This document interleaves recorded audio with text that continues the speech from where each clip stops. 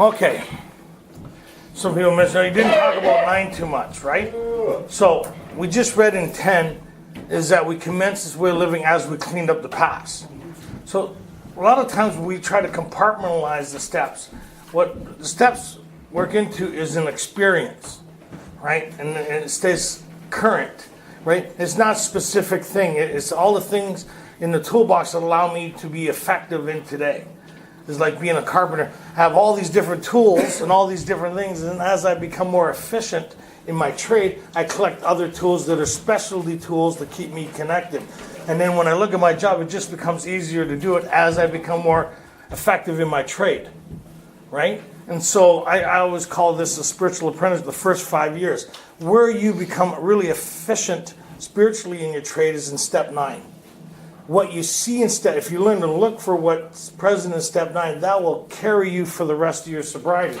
Most people mistaken the purpose of step 9 because we still, first phase recovery is all about who? Us. All about me. You're right. That's we have that. It is about. We tell you you're the most important person here, and you think that's true for the first 5 years, and then you realize you're not. You walk in. I'm the most important person here, and the other guy goes, "I'm the most important person here," and you both get into a fight in the parking lot over it. So, sorry, squirrel. Okay. So what happens is step 9 is really about other people now. It's not about you anymore. It's about other people. And giving them the opportunity to heal and be of maximum service, to fit ourselves to be of maximum service. People miss that word. It talks about our real purpose is to fit ourselves, meaning I have to take effort, purpose, design, preparation. I have to be prepared when I do my job to go to work. I get my work boots, I get my lunch, I make sure I have my tools, I have everything I need to do my job effectively. That's what step 11 is. I'm now no longer living too much in the future, I'm living in the moment today. God, give me as I review my day, what is it today you want me to do? I wait for an intuitive thought or action. I have my list, but it's not up to me to do the list. That may sound weird. I'm praying in my 11s what I should do, and these intuitive thoughts or things will come to pass. It's like when it was time to go clean up my past with my family, I went and did that. But I didn't realize at the time, it took a bit of going through this, that when I went there to see them, they haven't seen me in, I think it was 15, 16 years. I started bringing healing back to them. When I walked into the house, they said, "Good to see you. Was it something we did?" I was surprised by that statement because I thought they never liked me. Because my attachment and perceptions to self, right? The things I carried in 6. And it was funny is that when I went back and made those amends and I had that experience with that lady on the bus, I was profound how I seen God show up in that moment with that lady on the bus there when I was questioning God, because on page 63 there's a contract there that my sponsor and the guys that took me through a group like this said, there's a contract on page 63 between me and God. And God will always hold his part of the bargain, always. If I'm willing to do the minimal things, the return I'll get will be far greater. My job is to see God's fingerprints or God's in the moment. I don't know how to do that, right? So when that lady sat there, I kind of went, wow, how God showed up in that moment to carry me in the last part of the thing. And then I thought about the footprints in the sand, and I think of other things that people talked about that I never really got or understood. But I've heard and seen those poems, and people talk about these things, right? There I had a moment with this thing. And then I got to have other moments as I went through my past. That guy had put his arm around me. That moment of compassion that I had from another human being that I've never felt for years. And that moment carried me. Why would that hug or that moment on that staircase have such a profound effect on me? Because it touched me in my heart and I didn't realize it at that moment. It disturbed me, right? People's compassion, love. It disturbed me what happened in that bus. It was kind of like, what the hell? I still think, how does that happen? So then years later, going along that line, we'll have to go with my mom here. I think that was the most person who loved me the best she could, and I caused her the most damage. And I remember I told you that moment where she pushed me away and I shut off from her and everybody around me, right? And the lies, and I don't got time to get into everything around that moment, but give you a rough idea, one day I was out of the Army, I was in a blackout, and something happened, and I came to, and I was in the parking lot, and I had my mom, she was a little French woman, I had her by the throat, and she was hanging on my arm. She was saying, the police, I said, you'll be dead before you hit the ground. Then I realized what I was doing, I let her down, I was shocked that I was able to do that, but like I told you, where I grew up, nobody was exempt from retribution. You stepped over the line, woman, child, we got it. That's just the way I was raised, and that's just the way it was. I was shocked that I did that, and I pushed that feeling down inside, and we never talked about it again, right? She jokes about it, we joking about it. I mean, it was horrified that I would be that blacked out where I'd be able to do that. That's why there's people in penitentiaries today for inches and moments, those moments in blackouts, those moments drinking, resentments and all that stuff. To do people to people, and there's no recall or recourse afterwards, right? That's deep-seated hate. One day I was sober for a little while, and nobody taught me how to do this stuff, and I was just sober, and we're standing in the kitchen. I was in Toronto, and she was doing the dishes, and I was cutting something with a big Darling scissors, right? And I said to her, and I can't believe I even said it, I said, you must really trust me to turn your back on me.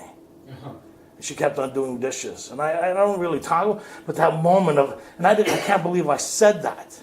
But I wanted her to recognize that I still, without even realizing, I still carried all this pain, and you better watch yourself. But I would give my life for my mom. That's kind of weird kind of thing, right? You touch my mom, best you've never been born. Right?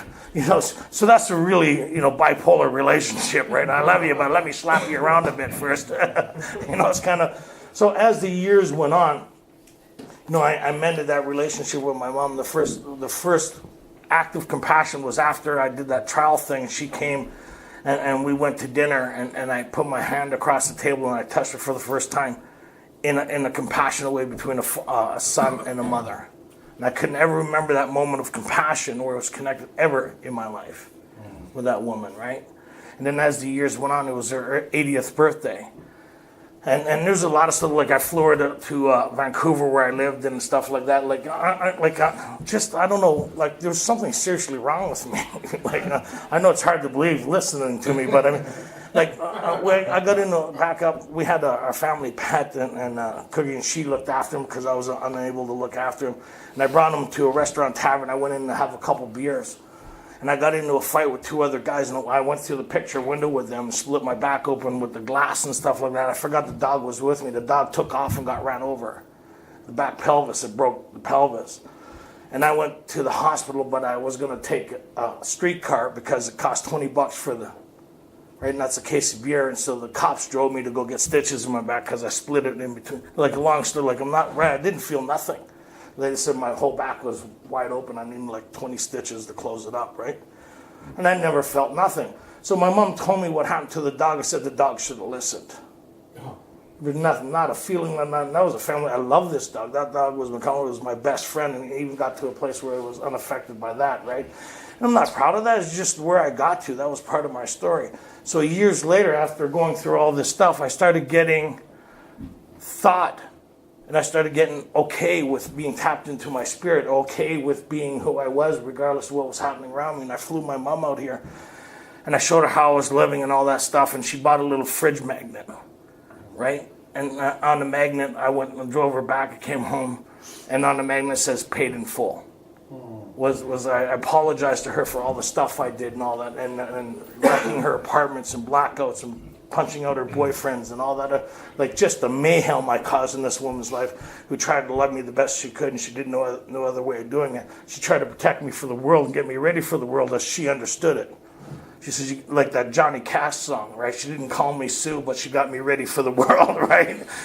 Spit in my eye and I grit in my teeth, right? It's kind of like that, like the same woman that watched me in the bar getting punched out by her taking my lumps by an alternate group.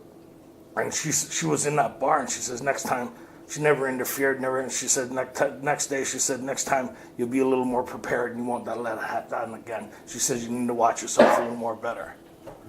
And that was probably one of the worst beatings I had in my life. But she was the type of woman, she loved me enough to say, hey, you got to watch yourself where we're raised. So fast forward, I go to, she turns 80. I've been sober a while, it's a couple years ago. And I phoned her, I said, Mom, what would you like for your birthday? Anything you want. Our relationship's good now. Now, when she talks about the past, I don't talk about the past. When she talks about stuff, I listen to her, and I don't bring up none of my stuff. I don't bring up nothing to do with anything negative about our past. She goes, I did good by you guys. I said, yeah, Mom, you did great. Considering where we come from, how we're still alive, we made it, we're survivors. My mom's story is horrific. When I stopped, as I went through the 4 and I started looking at my story and I was able to look at her as they suggest on page 67, I started having compassion for her. Why I started having compassion for her? Because I started having compassion for me. Right? And I was allowing God into my life in a heart that started shifting things in a way that created a different perspective of my life. I needed a different perspective. And we agnostics, they talk about we needed to have a different perspective if we were going to be successful. All we have is our perspective on the way we look at things. They're saying if I'm going to be successful in this life, I need to be able to stand back and look at it from a different angle. I need to see what other people are seeing, or see what other people... So all my life I'm looking out this window, trying to see what the rest of you are seeing out of that window. They're saying, hey, Tony, stop. Just come over here for a second and look out this window. Wow. And that's what the steps say. Stop for a second. Just come over here for a second. Do this little stupid prayer that you don't understand. Ask this person that you don't like for help. Show up. Be a part of a group that you know that don't like you. Just do it. What's your alternative? I'm going to go do it. Then you realize there are a bunch of people just like you. Been there, done that. So my mom says, I like to go in an Indy car and go 200 miles an hour. With the stereo going. My mom, she forgets she's 80. She still thinks she still thinks she's 19, 20, right? Like a couple years prior, I have to say, a couple years prior, I went there and I said, I was at they didn't have my car, the Chrysler 300 I was going to rent, so they were going to have me a BMW, the nice series, right? Or a brand new Mustang GT convertible. So I know what I want, but I'm thinking I got to pick up my wife and I got to pick up my mom. It's not about me. I want it to be about me. So I phoned my wife. I said, well, what do you think? Because I got to go to all these places. She says, grab the Beamer. I said, ugh. I phoned my mom. What do you think? Grab the Mustang, right? So I got my mom in the Mustang, right?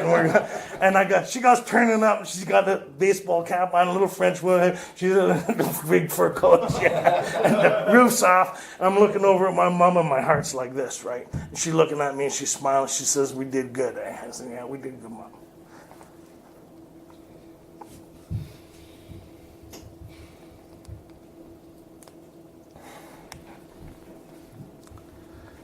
Oh, man, that woman saved my life so many times, eh? And I just couldn't see it because of my own pain, right?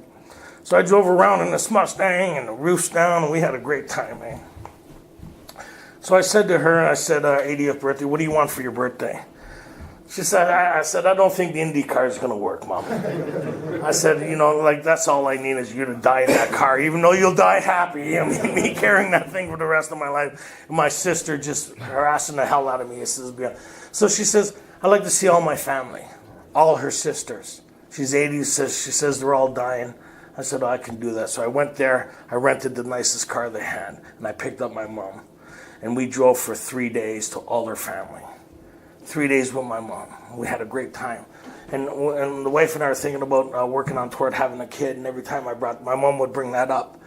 And she carried some pain in 6 and 7. And when I was able to see that she was still carrying pain from the past, I was able to treat her differently because I understood the pain, how I react when I carry pain. Right? So when we're in this car, she kept on saying, I hope you have a kid just like you. First time she said it, I start praying. No problem. Second day, about the 15th time saying that, I started saying, hey, you know what? Just kind of relax on that, eh? And then third day I pulled over on the side of the road. I said, hey, you know what, Mom? I said, if I didn't have all the trauma and all that stuff ever happened to any human being, I said, how do you think I would have turned out? She said, just the way you are now. I said, yeah, I'm a good human being. I had some bad breaks and so I had some bad things happen to me, but that's not who I am anymore. I'm your son. Right? And my mom says, I'm proud of you. Right? And every place we went to with her sister and all that, because we were always the black sheep of the family. right? We were the ones the whole family pointed at and stuff like that. That was the family that told my mom to get rid of me because of my bloodline and where I come, like out of wedlock, out of marriage and all that stuff. What my mom had to do to keep me, now when I look back, is immensely the sacrifice she did to ensure the love of me. And her kid died. I said I couldn't imagine if I was in that situation, and if my first child died through circumstances of the life they were living, then their second child was nearly killed in regards to alcohol and drug abuse and all the stuff that went with that. I don't know how I would be if I had to carry that the rest of my life, right? So, you know, when she said that, I realized she was carrying pain. And what she says, remember that time you told me when I was 16 that you didn't need me anymore because your father was in your life. She brought that up as that that vehicle. She was using the pain of, I hope you have a son just like you, carrying this thing for 40 years. That one word, that one incident. And I looked at her and I said, it was wrong for me to say that. Right? And we created more healing in our relationship. That's pretty remarkable. And all I had to do was be willing to do a lot of the 11 stuff. When these things came up, I redirected, I didn't attach, and I prayed for a different perspective of what was happening. God saved me from the story. God saved me from acting out on past pain and attachment. God helped me clip these things that weigh me down. Help me be free of these things. Help me have a new experience with this woman that loves me. Right? Today I have that new experience, right?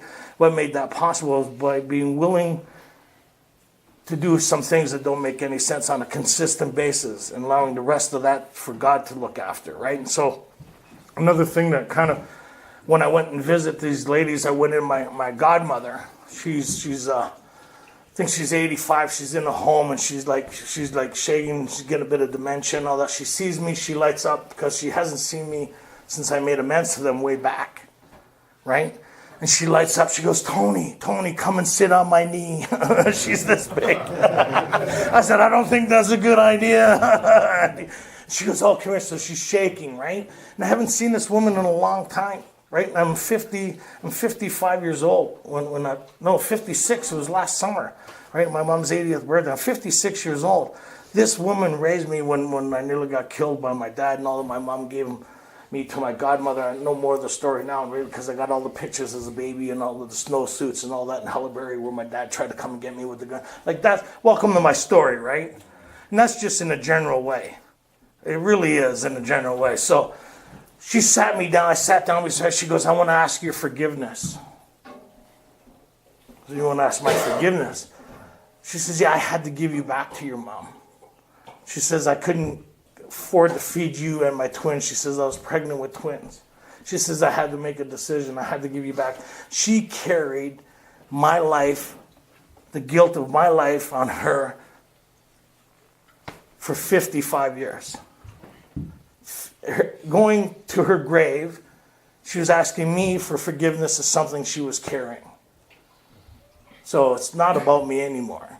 And you know what? I wouldn't have went there again because of what I thought they thought about me. I would have robbed myself because of the stuff I was still hanging on to in 6 and 7 that I wouldn't acknowledge.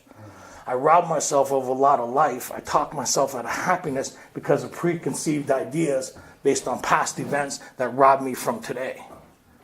Right? And not only robs me, it robs everybody around me. So when I left that place, that woman was in harmony and she was at peace from something she was carrying. How many times do I do this to other people because I don't want to go do an amend? I don't want to give them a call. I want to hang on to this anger. I want to hang on to this story, right? And so as I go through these things, I get to see how God shows up and to be an instrument of something greater than me, to fit myself to be of maximum service to God and the people around me. Let go of the story, right? And allow God to work in ways that are mind-blowing. So I ended up going a couple things that just, it's today I every once in a while I find myself trying to think, how did that happen? Anybody ever get those? How? It's like something happens beyond, it's like, so I ended up going out with this girl in sobriety. She didn't drink or use and wasn't in AA or NA. I thought perfect, but she was about as crazy as they came. That was the ones cutting the buttons off my shirt and stuff like that and scratching my neck and all that stuff. My second year came talking about how much I loved her. Anyways, So we had a kid together because, as I was moving her, I thought it'd be a good idea, a sending off party, and that resulted in a kid. So one last time, hurrah, hurrah. Anybody, we're funny that way, right? I really don't want nothing to do with you, but could I have one more selfish act? I'd like to bless you with me. So anyways, moving on. So we had a kid together, and she would take my child and disappear with her. And I'm sober, right? So it was one time she disappeared, and I couldn't find her. Like, I just couldn't locate her. She went to one, anyways, without getting into it. And so I said, my sponsor said, why don't you pray about it? In all things, pray. In step 11, it says, pray. When these things come up, pause, pray, ask God. So my prayer was, God, I know you got this. You promised you'd look after me in ways beyond my comprehension, and all good things will come under your time. So when that emotion would come up, I'd acknowledge it in 11. I'd pause. Many times during the day when agitated, I'd pause, redirect my perspective on this situation. This is how it seems to be happening, but God has this. God will make it happen when it's ready to happen. And I had to believe that. I said, when you're ready, you allow her back in my life. And this prayer went on for a year and a half, probably 2 years. When that emotion comes up about being separated from your child and all that other stuff, and kind of like the regrets and stuff. And I have to redirect and put that back in the compartment because that isn't the truth anymore. I know truth with this thing. So we have, I call these things, it's called spiritual speed wobbles. I don't know how else to explain it, but the closest thing I understand it to be now is, when you're overly hungry and you haven't eaten and you're kind of shaky and stuff like that. I get those when it comes to these great events that are about to happen without me realizing they're happening. So in my meditation said something, why don't you go to a metro town? I never go to metro town. I don't like people. I really don't like big groups of people. I really don't like packs of people, right? So, okay, I'm going to Metro Town. I live in Burnaby. I'm driving to Metro Town. I'm almost at Metro Town. Something says, forget Metro Town. I'm starting to feel crazy. You ever get that? You don't know what it is. You're just crazy. Something said, I prayed, something says, just go home and go back to bed and start your day over again. That's the best medicine, friend. If you're crazy and you got to a place where you've done everything you can, go back to bed. Get some sleep, get up and start over, reboot your day, right? I used to do that a lot when I was new. Where you go? I'm going to bed. I've been thinking all day and I'm tired. Go to bed, reboot, disconnect, right? So I turned down this street I haven't been on. It's 4 lanes, 2 lanes over there, 2 lanes over here, 4 lanes. And there's this kid, this big, in diapers, can't talk, blonde hair, probably 3 years old. And I looked, there's no adults around. That'd be a little alarming, right? And so I pulled my car over and I said, hey, get away from the stop sign. I get on, the crosswalk. I get on the phone, I start phoning the police. I said, hey, there's this kid unattended here. They said, what is she doing? I said, she's standing at the crosswalk smiling at me. And she's seen me, she kind of like this and started walking. She walked from here to probably just past the window is a laneway. And then she started going down a laneway. I stayed back. She's stopping, turning around, smiling at me, and she kind of like walking, just a diaper on, that's it, right? And probably walked from here to where we go for the mess hall downstairs. The police are on their way. The kid stops at the gate. It's a 6-foot gate, hangs onto the gate, looks at me, smiles again, walks into the backyard, walks up the stairs, walks into the back house. The people come out and say, oh, like because they were looking for her. And guess who the people were? It was my daughter's mother, sister, and godmother. I was like, again, the cop shows up. Do you know these people? Yeah. Where do you know from? Well, I last seen them 2 years ago. I haven't seen them since, and I've been looking for my daughter. She's upstairs.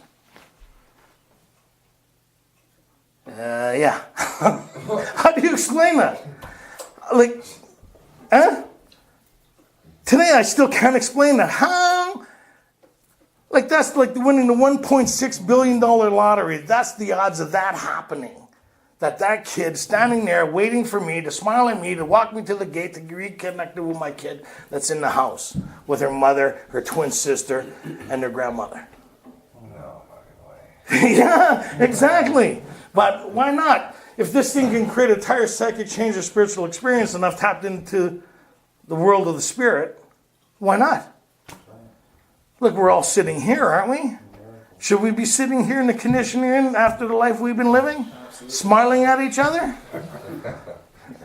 And nobody's getting called up for court? I mean, there's no doctors involved, no Thorazine. It's not a bad, nobody's screaming from the rooms. Like that's pretty wild, eh? So, as we go along here, I'm cleaning up the past, I'm doing these things, and I'm starting to see God work in ways that beyond anything I could ever imagine. So now, when the dark times come and my perception's a little off and I can't see things working out the way I want, I could go back into that moment and say, God's got this. All I need to worry about is my connection with God, and God's got the rest of this. Because look at where I am, what I'm doing, and what I'm experiencing. There's no way I should be experiencing life at this level. There's no way I should be doing this at what I'm doing.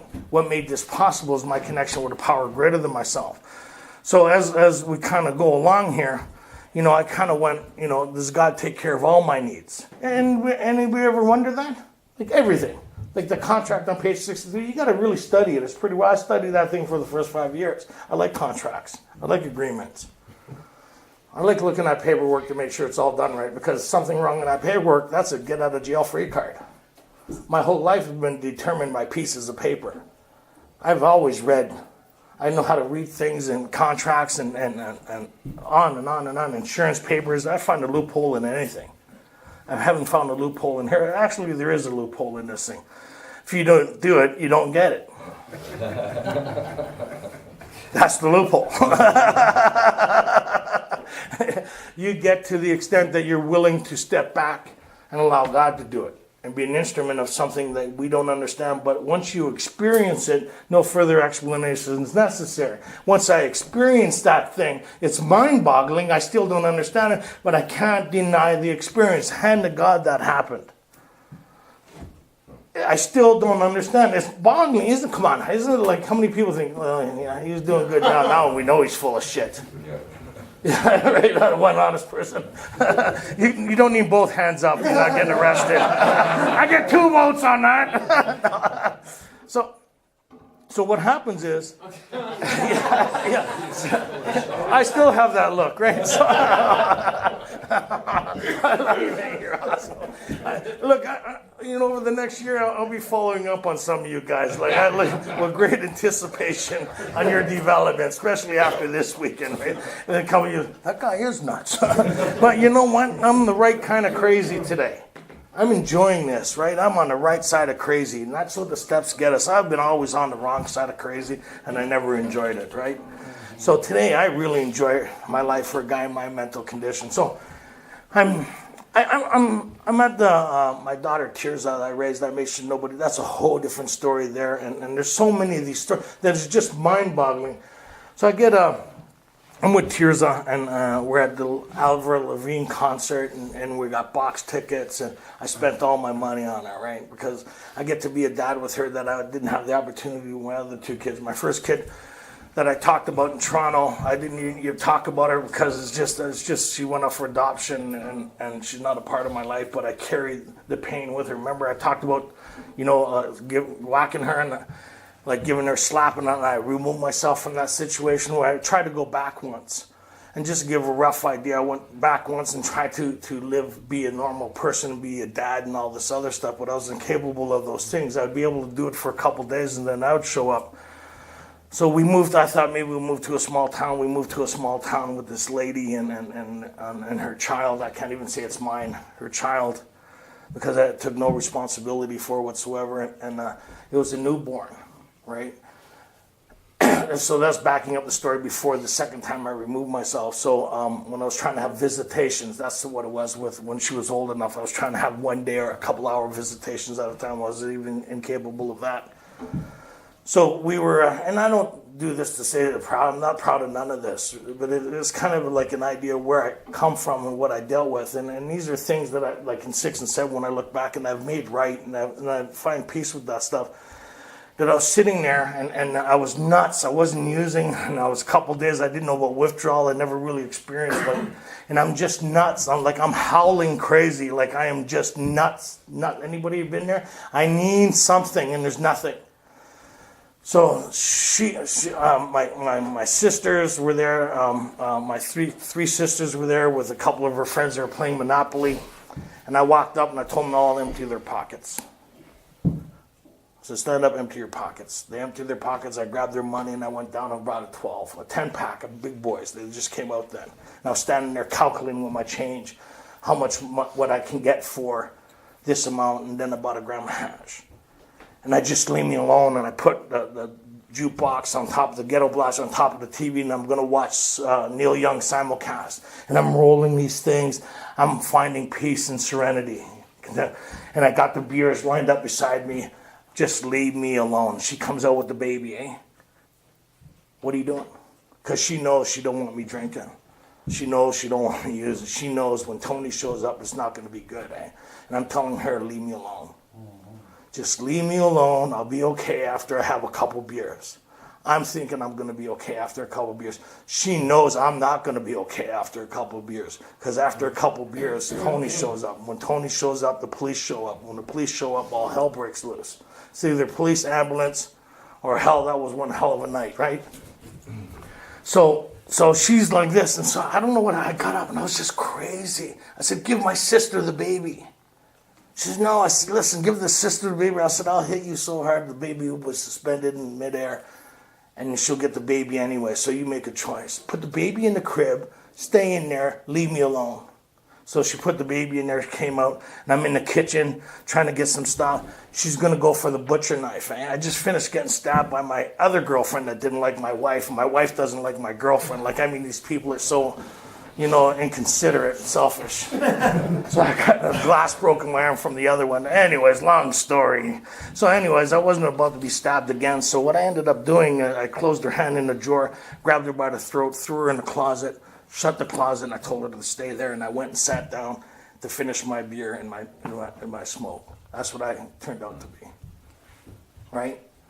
And then she knocked on the door and she says, can I come out? And I said, are you going to behave yourself? Right? You couldn't tell me anything wrong I was doing. I didn't even carry that stuff till I got into my 5 and realized it was like my 4 I was carrying. And when I went back to make amends to that lady and that kid, I sat with her and I apologized to her from the depths of my heart, and she found healing in that stuff. And a part of that is her husband they got introduced to AA. Through my example of what was happening, and she found peace with our relationship, and she died shortly afterward with pancreatic cancer. Right? But the whole idea, how I robbed them and her family and everybody, like I was really unequipped to understand the damage I've caused to other people. And when I really seen it, that's why I told you I went to a course at 7 Years Sober, Alternative Divine. This is a lifelong process. I'm not running for politician here. This is the best I could do based on me, based on the life I come from. Right? What Alcoholics Anonymous has done for me is something beyond anything you could ever imagine. Remember I told you that story about the seagull? Right? I think it was last year or the year before. I'm driving along Highway 10. 4 lanes of highway, coming out of Cloverdale going into Surrey. Rush hour. There's a duck going across the road with his little babies. I stop my truck. The babies can't get up over the curb. I get out of the truck and I start walking toward the babies. I don't care who's looking at me. And I'm calm. The babies stop moving. There's a sewer grate right there. The mother's looking at me and there's 2 babies. I walked over and I just started praying, and the babies didn't move. They allowed me to pick them up and I put them on the curb, both of them. I looked at them and I felt good, and the mother went, wah, wah. I went, wah, wah. And they went off, and I got into that truck and I felt like $1 million. And a part of my brain says, people were looking. I said, good. Right? That's the difference. I've come into that place of manhood that I've always dreamed to be, right? With my kids, my daughters, my friends. Like, it's amazing. When my daughters come to their dad, they know their dad's there. My daughter, when my 22-year-old daughter comes, she goes right here.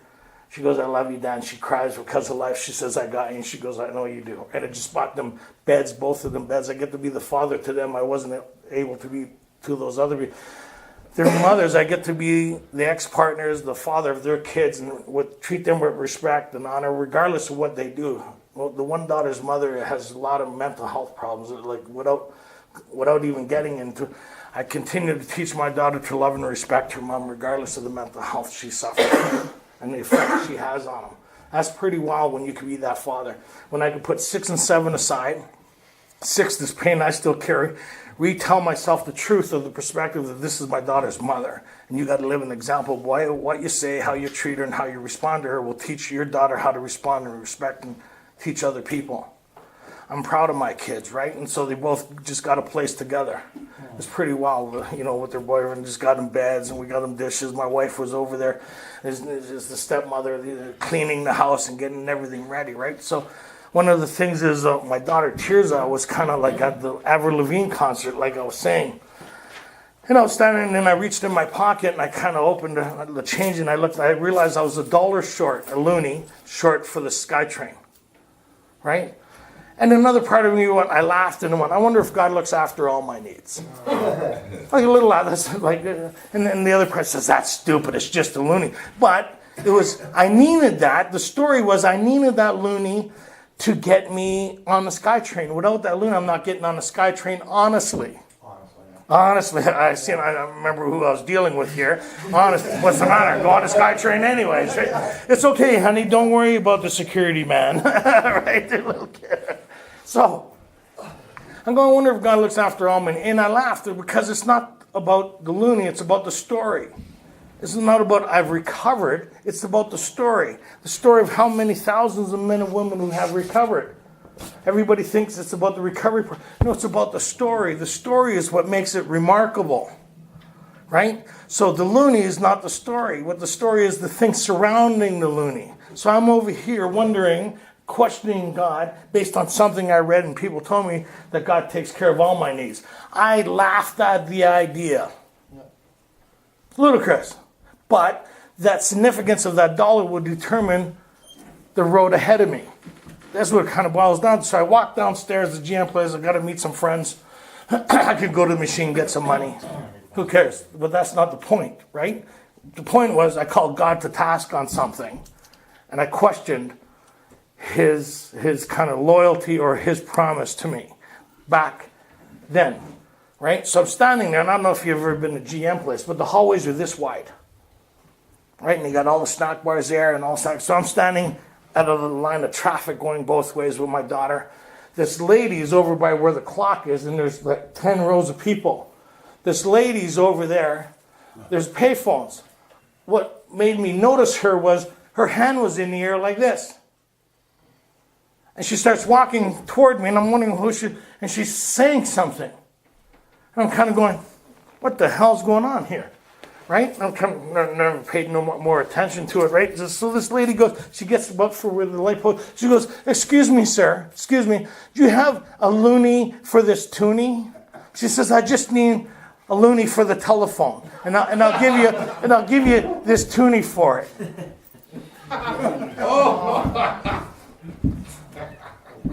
What? Come on, exactly. Come on. Hand to God. Right? So, see how how limited we are to our thinking about this power and the source and this thing. So what step 11 is saying is the only drawback to our experience is our restriction in our own thinking.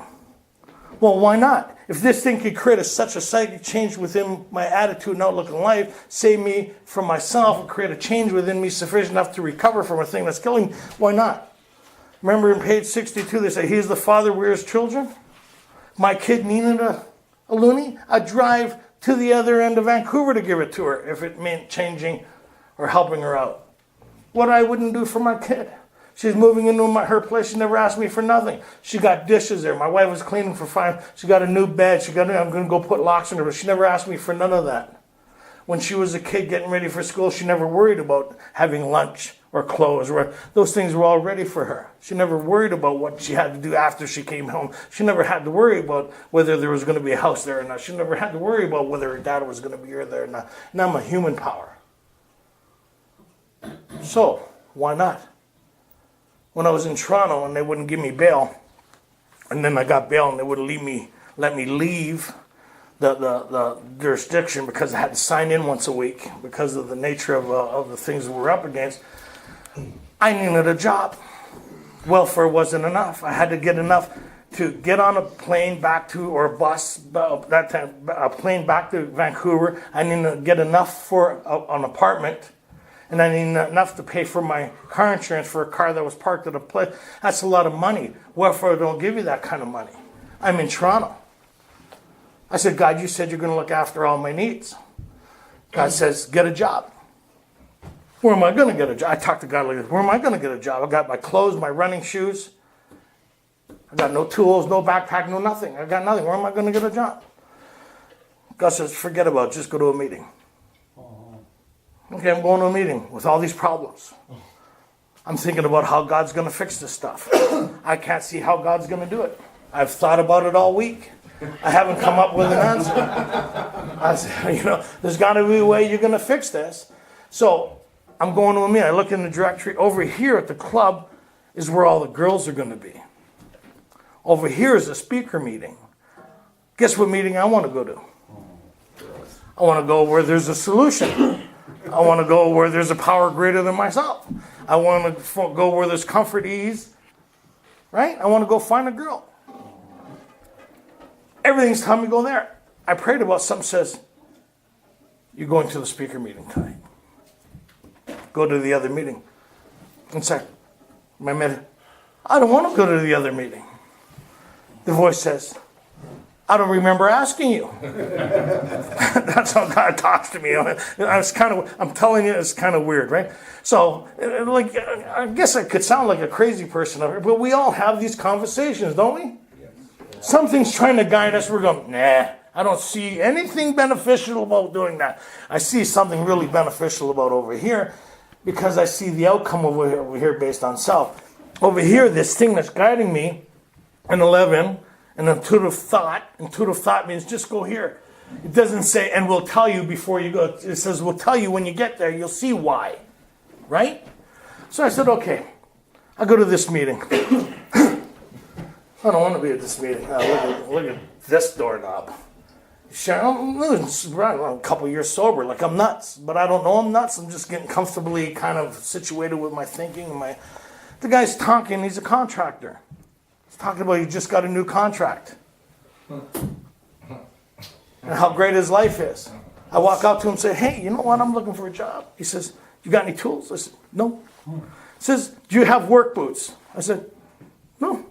I said, I'm actually on bail. They're not letting me out of the province. And I got a horrific amount of charges, and I got to sign in once a week. So I'll need time off for that during the day so I can do it. But do you have a job? He looked at me, he says, you kind of like, what? He says, give me your name and number. I laughed because now it's not in my hands, it's in God's hands. God's going to talk to him now. I don't need to talk to him anymore. He phones me. He says, I don't know what the hell's coming over. Can you start tomorrow? Wow. I worked for this guy, remember, whatever. And then his story was he was a part of the same story I come from, and he was an ex of the same background who recreated his life in AA, and he was doing the same for me, what was done for him. He was sober for a while. And I got enough money to, guess what? They said, you know, these people seen the difference in me. They seen the new story. They seen a different person than what was on the file. And the lady and the guy who I was signing in with once a week says, you know what, Tony?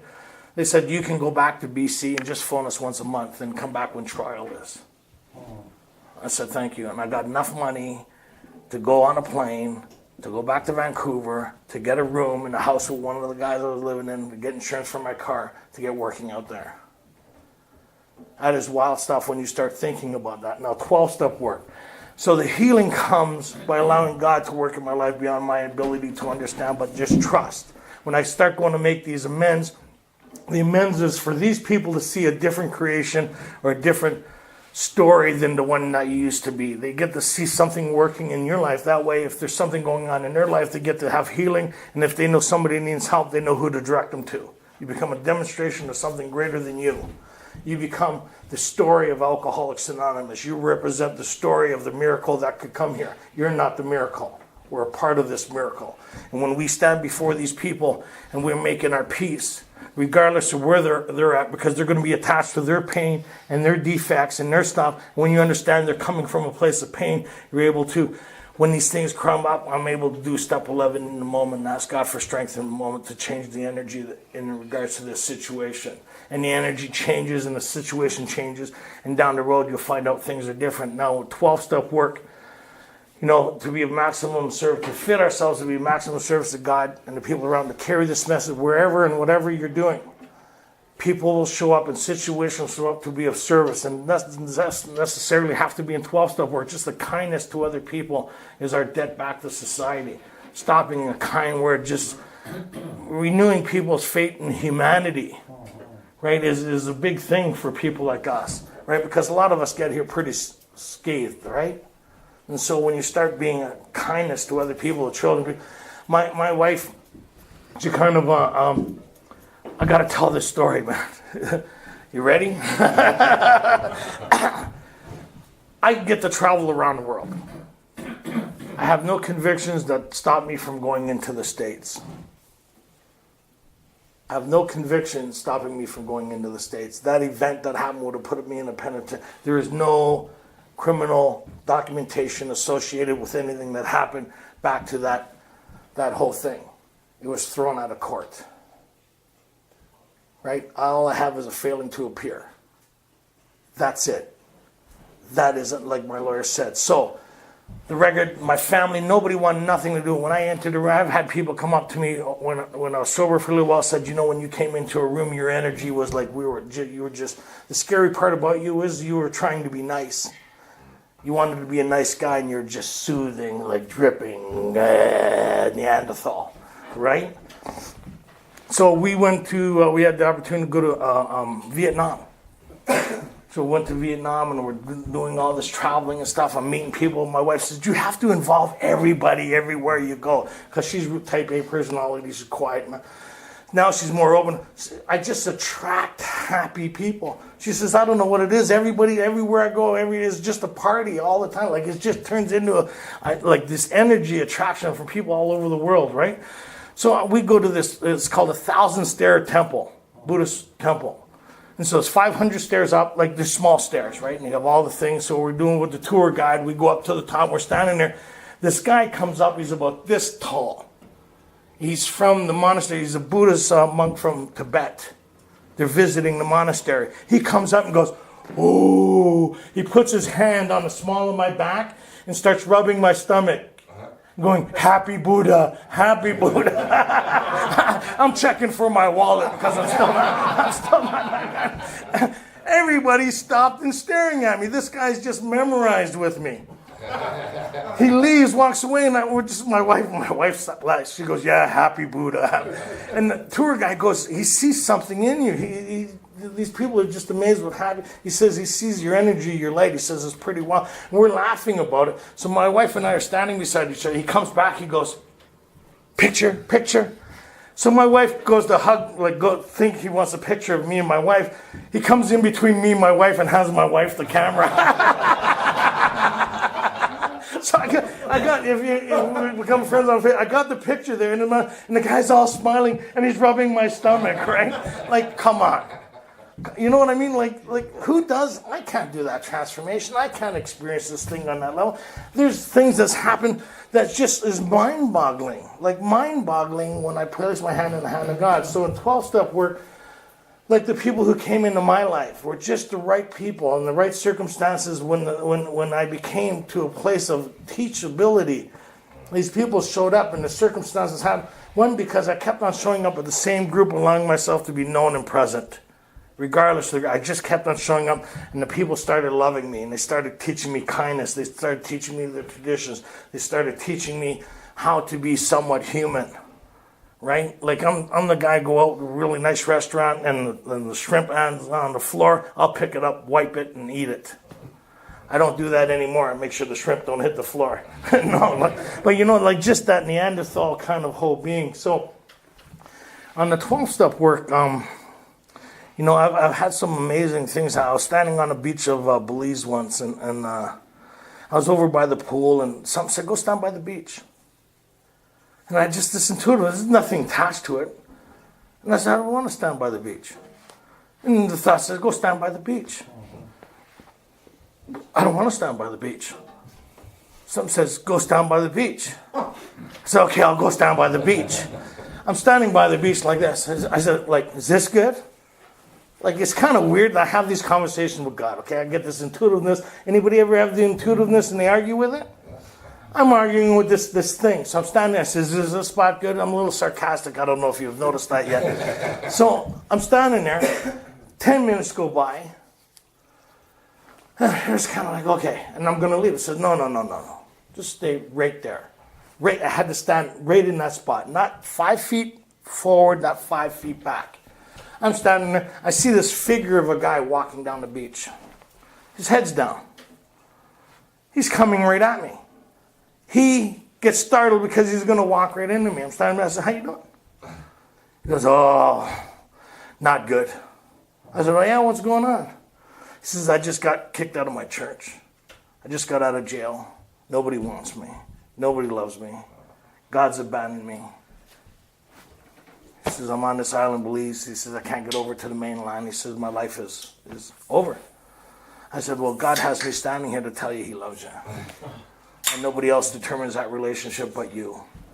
Right? And his head started lifting. And I said, those things from your past don't determine who you are. What you do from this moment on determines who you are and where you're going. And if you're willing to bring God with you, God sees you in the moment because he sent me to talk to you. He has me carrying his message to you to let you know he loves you regardless of what you think, feel, and your experience with him so far. He lit up. He lit up, and he realized the church wasn't his relationship, that he had this relationship, and he got reunited with that thing with inside of him. I don't even know if he was an alcoholic, more than likely, maybe. But he was a person in trouble and who was lost, and God had me standing there just to show him that kindness and redirect him through my experience, right? So the last story before we close, and you guys have been good. I feel connected with all of you. Like it's really good. And hopefully, when you go through the sheets and you go through things, you let Renee know how you're doing. Let the people know around you what a good experience it's been, because this is really helpful to a lot of people, right? You know, when people start putting stumbling blocks in each other's recovery, there's something the matter with them. Don't listen to those people. Right, because this is a beautiful time when we get to see like these small miracles that happen and shift in perspective, the idea of the possibility, the freaked out of the unknown, and just the questioning of like, is he crazy? And you know what the beautiful part about that is? One day you're going to go, oh, looks like I'm crazy too. And you'll have your own experience and you'll go, wow, and you'll be amazed. You won't be thrilled. You'll be amazed of this thing called life. And the last story is, I go to Hawaii. We're on the beach, Kona, on the big beach.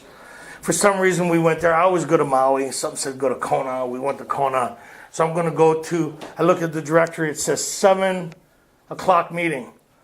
2 miles. So I asked her, how far is the meeting? They said 2 miles that way. Hawaii, 2 miles is 15 miles, so just so you know. So I thought, okay, I'll walk. I started walking, I get blistered. I said, holy shit, this is a long 2 miles. And then I took a bus. I got off the bus. 7 o'clock, I just get there. I look there. No, and then I look at 7 a.m. I get on the bus. I go all the way back, right? I get home. I said, so I get on. Next morning, I get up to go to 7 a.m. meeting. I go all the way back. I walk a bit, because the buses aren't running for whatever reason. I get there. I'm sitting there. There's no meeting that day. It's a holiday. I get on the bus, go all the way back. I get back to my room. I go, okay, God, this is not funny. I said, I like to be hooked. I need to be drawn in here. And like, how could I be of service today? How could I be of help? And so I go get one of my cigars. And over here on the picture, it's also on the thing, there's a picture of beautiful palm trees, beautiful green grass, the breakwaters. I've had cigars over there. They're beautiful. Something said, you're not smoking a cigar there today. You're going over there. Go over there. Like, that's the voice. I interpreted it like, so I said, I don't want to go over there. I want to go over there. Some says, go smoke your cigar. I said, that's the breakwater. The water's splashing up. It's noisy. You got to crawl all over the rocks to get out to the corner there where the breakwater is. I don't want to go over there. And plus, it's a 15-minute walk to go over there. I could just go over there and have a cigar. Someone says, go over there and have a cigar. Okay, I'll go over there and I'll enjoy my cigar. Right, so I go over there. I sit down. I light a cigar. Then I notice, so like I'm here on the breakwater on the corner, and then from here to where the tree is over there, I noticed there's a guy sitting on the break, like down the hill a bit over, and he's sitting on the breakwater like this. And he's talking to somebody. And his hands are in the air, and he's holding a beer, and he's going like this, and the beer's splashing a bit. Then he realizes he's doing that. He puts the beer back in the other hand. He's one of us. And then he starts, came on, and he's going, and then he takes the beer, and he puts it in, and comes walking back, his head's down. And he walks by me and goes, hey, he sees me. He goes, hey, you want a snow cone? I says, where are you going to get a snow cone this time? He says, no, it's a beer. It's a beer, man. I said, no, I don't drink. He said, okay. So he walks over, because I don't know why he doesn't have the beer over there. Kind of weird, right? How many people would leave the beer unattended over here? He has the beer over here, and comes over, grabs the beer. As he's walking by, he stops and goes, I don't know why I'm telling you this, man, but my life's a shithole. I said, oh yeah? He says, my wife just left me. I live on the other side of the island. I came over here to get some peace. Right? It's an island. It's the same water all over the island. He drove all the way to the other side of the island to sit in that spot and leave his beer away from him that he had to. You see what's happening here? He don't see what's happening here. And he goes, I used to be a sober member of AA. I had 8 years. He says, I've been out now for about 6 months. He says, I'm over there talking to God. God don't love me. He's abandoned me. He wants nothing to do with me. My life's gone in a shithole. I said, I'd like to introduce myself. I'm a sober member of Alcoholics Anonymous. And God loves you. He sent me all the way here just to tell you that simple message. You're not alone. The only separation you have is you. And God looks after you, wants you, cares about you. And what your relationship from here on out is totally dependent on you. Right? Welcome to Alcoholics Anonymous. God loves you. He's watching you, and He has you here safe and sound. What your relationship looks like from here on up is totally up to you. Thank you, Renee, for asking me, and you guys have been awesome.